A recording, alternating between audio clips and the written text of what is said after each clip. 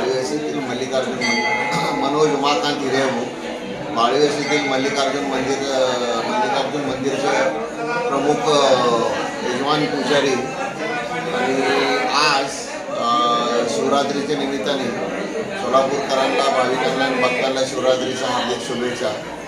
आणि आज सकाळीपासून नित्य कार्यक्रम म्हणजे मल्लिकार्जुन मंदिरमध्ये सकाळी 4:30 वाजता काकड आरती झाली।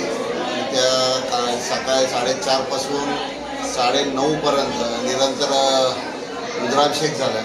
9:30 ते 10:30च्या दरम्यान महाआरती झाली आणि त्याच्यानंतर भाविकांना दर्शनासाठी चालूच आहे। संध्याकाळी 9:30 10:30च्या दरम्यान परत महाआरती होतो आणि परत पहाटे 6 पर्यंत रुद्राभिषेक चालू असतो।